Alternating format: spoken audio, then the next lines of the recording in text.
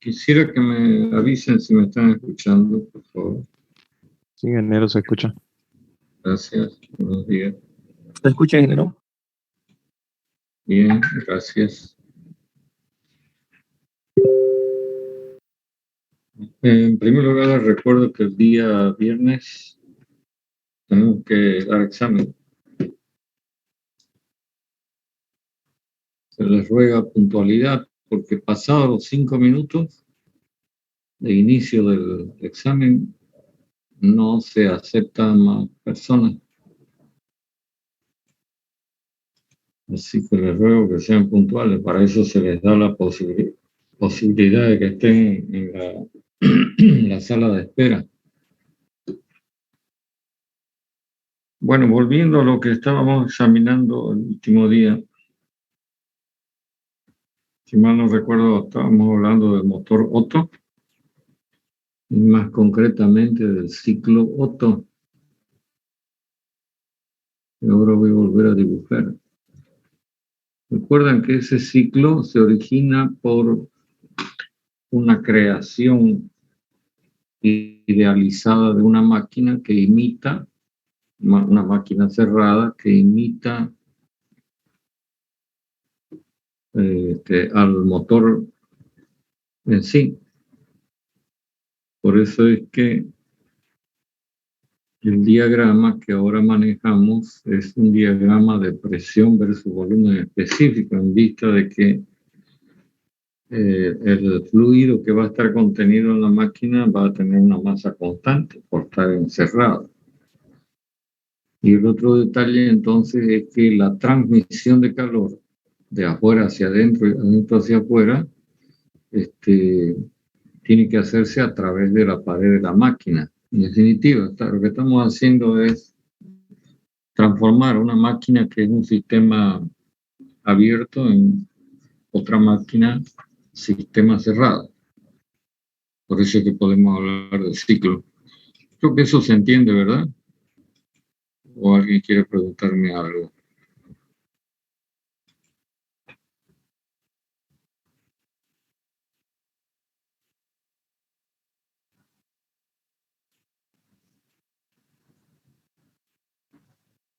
Entonces, recuerdo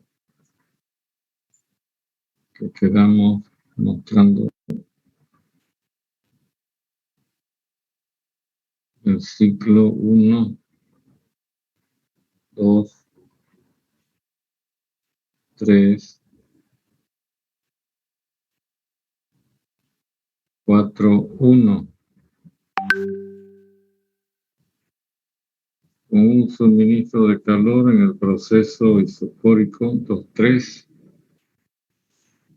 y una cesión de calor al medio exterior en el proceso 4,1. Es decir, repitiendo, procesos 2,3 y 4,1 son procesos como se pueden ver en la parte inferior, isocóricos, mientras que en esta creación idealizada, los procesos 1, 2 y 3, 4, compresión y expansión respectivamente, son procesos que los asumimos como procesos, además de reversibles, adiabáticos y por lo tanto isentrópicos. Bueno, creo que por acá quedamos, ¿verdad? Además escribimos las ecuaciones de los procesos en particular.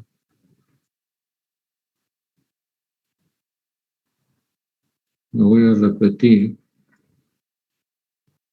Esto que acabo de anotar es lo que se conoce como ley isentrópica, que sería aplicable al proceso 1,2.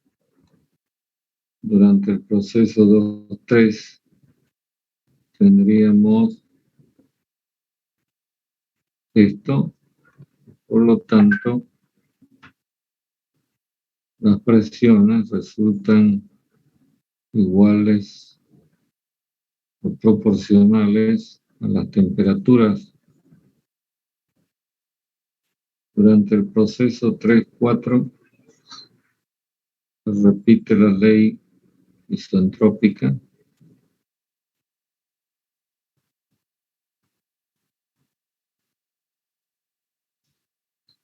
Y durante el proceso 4-1, la ley isocórica, que acarrea que las presiones sean directamente proporcionales a la temperatura. Todo esto es un recordatorio de lo que usted estudió en termodinámica cuando seguramente tocó el tema de gases ideales. Es decir, que además de idealizar, digamos, a la máquina, también estamos asumiendo de que el fluido contenido en la máquina se comporta como gas ideal. Ya dijimos que ese fluido es aire, que es uno de los componentes que se tienen presentes en la máquina real, en el motor propiamente dicho. Entonces, como en todo ciclo, el rendimiento que estaría reflejando el rendimiento del motor directamente queda expresado por esta formulación que ya la hemos visto antes, por ejemplo, en el caso del tema de instalaciones de vapor. Como en este caso el calor Q0, que es negativo, y el calor Q1, que es positivo, corresponden al proceso experimentado por un gas ideal y además con la característica de ser isocórico, entonces estas cantidades quedan definidas como el producto del calor específico a volumen constante del gas considerado como ideal por la diferencia de temperaturas.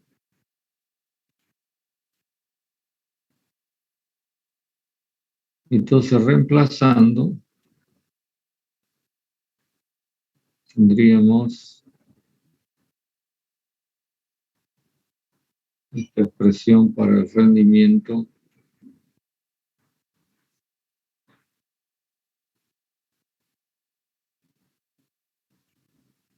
en donde cómo se ve el rendimiento es prácticamente dependiente de las temperaturas en los distintos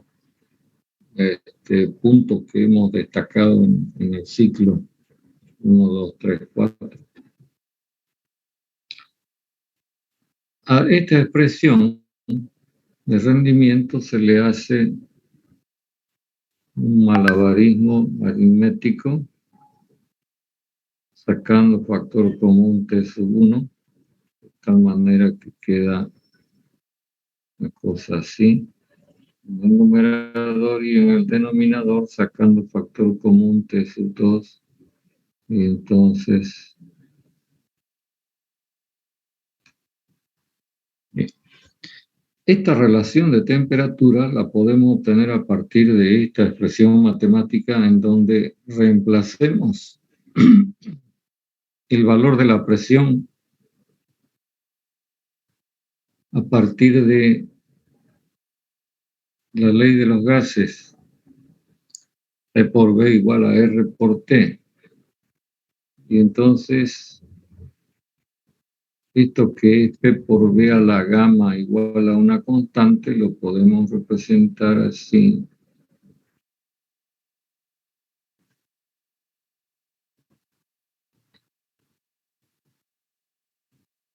Entonces, como esto es una constante, R la podemos dejar afuera y tendríamos T por B a la gamma menos 1, ¿cierto? Quisiera saber si hasta ahí me están siguiendo.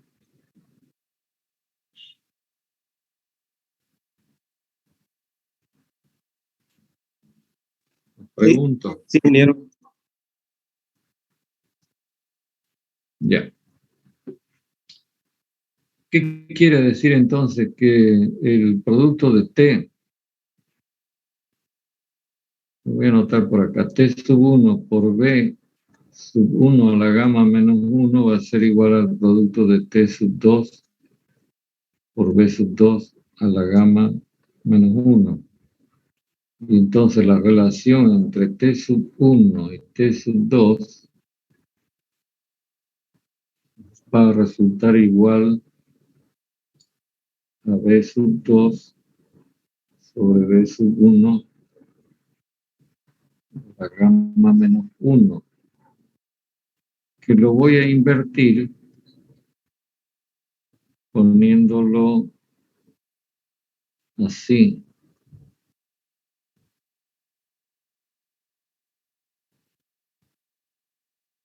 ¿Está claro lo que estoy haciendo? Enseguida explico por qué hago esta operación. Porque acá en estos ciclos se introduce un parámetro muy importante que lo vamos a anotar con la letra epsilon, definido como la relación entre estos dos volúmenes. Fíjese que V sub 1 es el volumen que tiene el fluido antes de ser comprimido y V sub 2 es el volumen que resulta después de ser comprimido isoentrópicamente. A este valor epsilon se lo llama en este tipo de motores relación de compresión. No confundir con la relación de compresión que antes conocimos cuando vimos el tema de compresores. Es decir, para los compresores, este valor denominado relación de compresión se define en función de valores de presión. En cambio, acá se define en valores o en función de valores de volumen específico.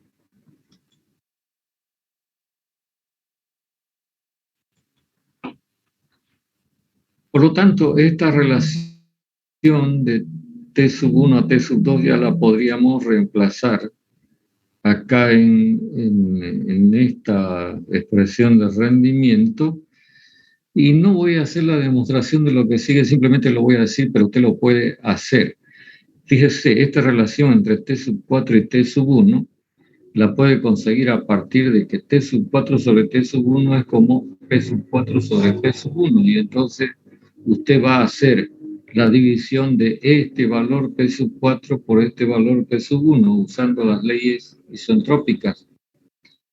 Lo mismo hace con la relación T sub 3 a T sub 2. La cuestión es que finalmente se demuestra de que estos dos valores son iguales. Y por lo tanto, definitivamente el rendimiento del ciclo Otto, pongámoslo así, para que lo distingamos, va a ser igual a 1 sobre epsilon a la gamma menos 1. Entonces quiero que me digan cómo afecta el valor epsilon al rendimiento del ciclo, que reflejaría el rendimiento del motor propiamente. Si epsilon aumenta, ¿qué ocurre con el rendimiento? Aumenta el rendimiento. Aumenta el rendimiento. Entonces acá estamos descubriendo, bueno, no nosotros, la gente que desarrolló esto lo descubrió, pero estamos observando de que la idea que uno debería manejar es que durante la ejecución del ciclo se intente conseguir la mayor relación de compresión posible porque eso va a mejorar el resultado. Y esta idea hay que llevarla a la práctica en el motor. Pero cuando se intenta esto, uno se encuentra con ciertas limitaciones.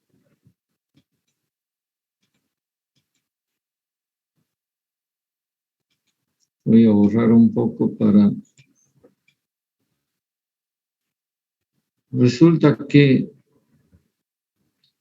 por el tipo de combustible que se utiliza, concretamente la gasolina traducida por el principal componente que es el octano,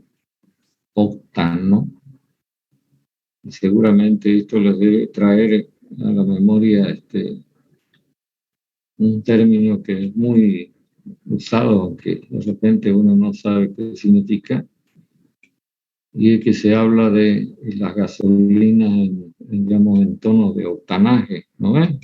Y dicen, bueno, esta gasolina es mejor que esta otra porque tiene más octanaje. En realidad las gasolinas son una mezcla de hidrocarburos en donde predomina el octano, pero hay otros componentes que son más livianos, como decir cuáles. ¿Qué hidrocarburos son más livianos que el octano? Pregunto al público. ¿Cómo se llama el inmediatamente anterior al octano?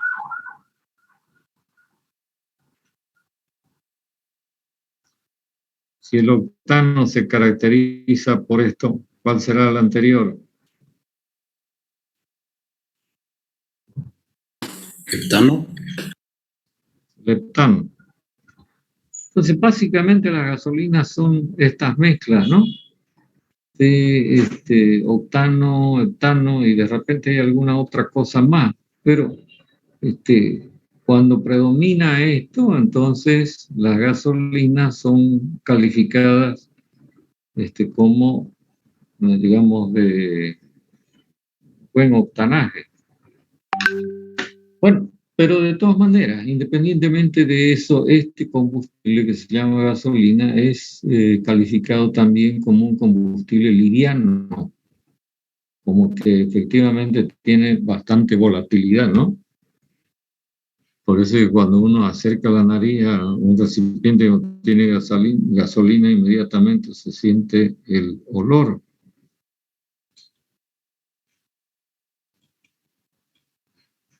¿Y qué consecuencia acarrea el hecho de que estos combustibles sean livianos? Resulta que si se exige una alta relación de compresión, la temperatura T2, fíjese, por ese motivo, se incrementa y esto puede dar lugar a que el combustible, antes de que el pistón de la máquina llegue al punto muerto superior, entre en ignición y se produzca la explosión.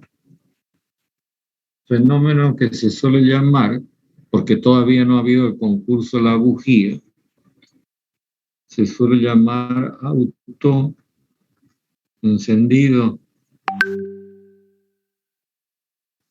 que en este caso sería algo dañino, porque si la explosión ocurre con el pistón moviéndose en contrarruta, la máquina puede quedar destruida.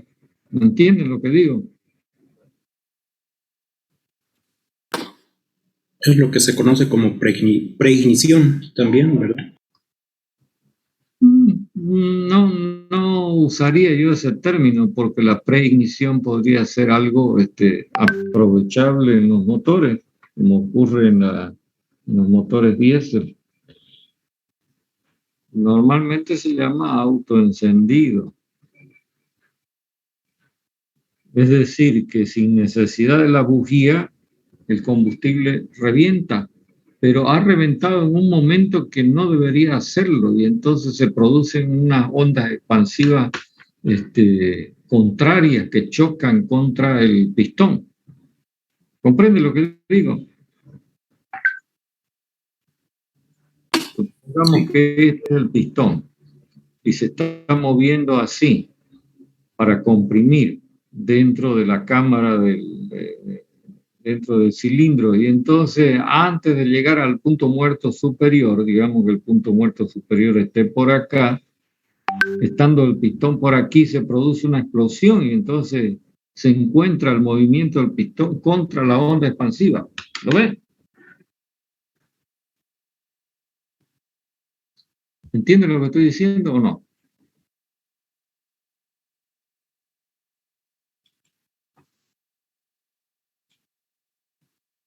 Esto seguramente que se puede enseguida identificar por el ruido que hace. Entonces, hay una limitación práctica en cuanto al valor de relación de compresión con la que pueden trabajar estos motores si tienen su techo. Y normalmente en estos motores esa relación de compresión está en el orden de 8. Es decir, que durante la compresión el fluido, en este caso mezcla de aire y combustible, podrá ser comprimido o disminuido en su volumen 8 veces. Más que eso puede provocar un problema de autoencendido. Ahora, ¿de qué depende ese valor de epsilon? Depende de las características del combustible, es decir, del octanaje del combustible. Yo le sugiero que usted investigue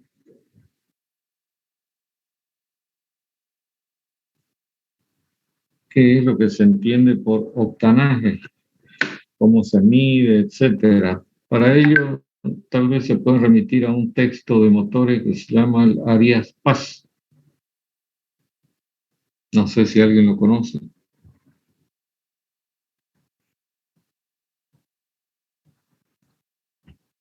Estoy preguntando al público, pero parece que está ausente. No lo conocemos en general. No. Verá que Y es un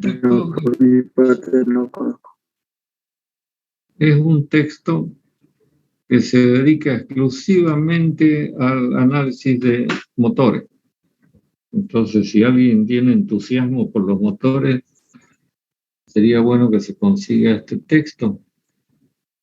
Ya, de todas maneras, yo estoy tratando de que ustedes entiendan de que hay una limitación práctica en cuanto a las posibilidades de seguir incrementando la relación de compresión en los motores a gasolina.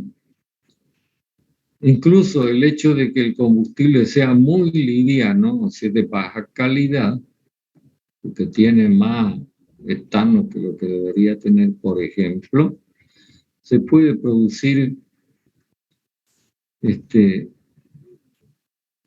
lo que podríamos llamar también el golpeteo. Es decir, que a pesar de que el estalle, digamos, en el momento en que debe estallar el combustible, como se quema muy rápidamente, la onda expansiva le gana a la velocidad con la que se mueve el pistón. Y igualmente, este experimento es una suerte de choque, el martilleo.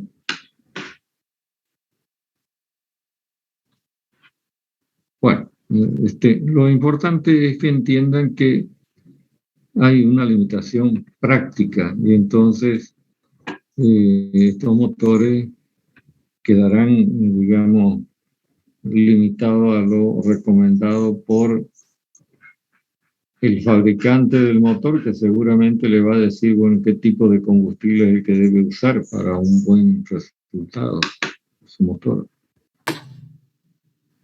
Cuando el motor se sobrecalienta, ¿también puede ocurrir este fenómeno? Podría ocurrir justamente por la alta temperatura.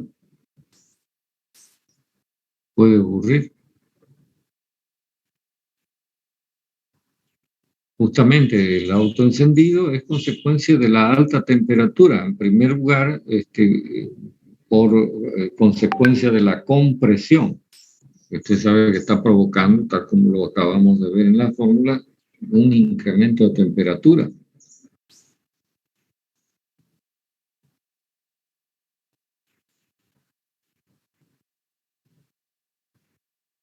Bueno, creo que no sé si quieren preguntar alguna otra cosa, pero simplemente lo que estamos tratando de hacer es que usted conozca que este planteamiento teórico que se hace a través del ciclo Otto de aire permite que en la práctica uno pueda tomar recaudos acerca de qué hacer para mejorar el comportamiento de la máquina, del motor. También en este tipo de motores se definen unos valores, mejor dicho, se define un valor que se lo conoce como presión media efectiva. A ver, supongamos que este sea el motor. Entonces se llama presión media efectiva a la presión promedio o media, tal como dice su nombre, que actuando sobre la cara interna del pistón durante su recorrido entre el punto muerto superior y el punto muerto inferior, efectúa un trabajo mecánico igual al trabajo neto que usted consigue en el ciclo. No nos olvidemos que el trabajo neto está representado por el área que se encuentra encerrada en el ciclo. ¿Cómo lo vamos a calcular el trabajo neto? Pues sabemos que es igual a Q sub 1 menos Q sub 0. Y entonces sabemos que Q sub 1 está dado en función de la diferencia de temperaturas, lo mismo que Q sub 0 y el calor específico a volumen constante. Entonces, lo que estoy queriendo señalar es esto, que la presión media efectiva va a ser igual al trabajo dividido por la diferencia entre el volumen B sub 1 y el volumen B sub 2. No sé si está clara esta expresión matemática. Todo trabajo mecánico que involucra fluidos tiene que ver con el cambio de volumen que éste experimenta. ¿Lo ven? Fíjese que en realidad es como que existiera una presión promedio entre el volumen que se tiene por acá, cuando se tiene el punto muerto superior, y el volumen que se tiene por acá. Obviando el signo, ¿no? Por eso lo ponemos al revés.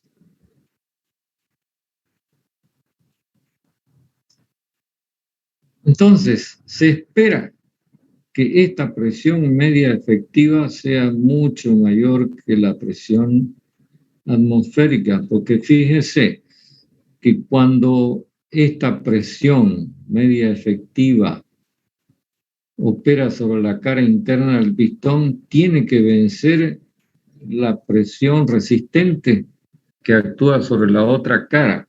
¿Cuál sería esa presión resistente?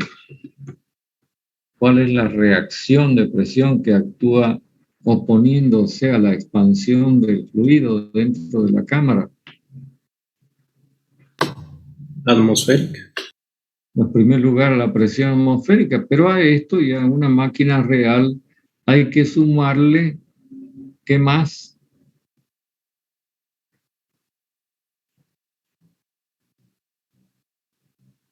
La fricción o el rozamiento. Entonces, este valor debería ser lo más grande posible comparativamente con esta suma de presión atmosférica más lo necesario para vencer la fricción. Por lo tanto, lo que estamos queriendo decir es que un trabajo mecánico con una presión media efectiva grande resultaría bueno, mientras que con una presión media efectiva baja, entonces no es malo en sí, pero malo en el sentido de que poco es lo que puede aprovechar, porque poca diferencia le quedaría entre la presión que se ejerce sobre esta cara y la presión que se ejerce sobre esta otra cara. ¿Me entienden? Y justamente la diferencia es lo que usted puede destinar al trabajo útil, es decir, para lo que quiere el motor. Si quieren lo digo de otra manera, la presión media efectiva en realidad sería algo así como una medición de la calidad del trabajo. Entonces es de buena calidad en este caso, pero de mala calidad en este caso. Así que nada sirve tener una gran cantidad de trabajo mecánico con una presión media efectiva baja, ¿no? Porque usted no tiene muchas posibilidades en cuanto a su utilización. Este tipo de asunto que estamos planteando acá en las máquinas de cilindro y pistón no se plantea en las máquinas rotativas porque otro asunto, ¿no? Otra forma de generar trabajo mecánico útil. Es decir, en ese otro caso, no vamos a tener, digamos, que hablar de algo que acá lo estamos llamando contrapresión. Bueno, preguntas sobre todo lo que hemos comentado antes de que yo haga borrón y cuenta nueva. Ustedes tienen en el Stoker, no les he mandado, ¿no? El documento todavía sobre motores de combustión interna, ¿o ya? ¿Alguien me puede decir, por favor? No todavía, ingeniero. Ya, entonces yo les voy a mandar el documentito, que es un, digamos, extracto del Gordo, sobre este tipo de cosas que estamos conversando, y ustedes ahí van a poder apreciar un ejercicio que está resuelto con los datos, y van a poder repasar todo esto que estamos conversando. ¿Listo? Entonces, que voy a borrar y voy a pasar a otra cosa, aprovechando los minutos que quedan. ¿O hay alguna pregunta?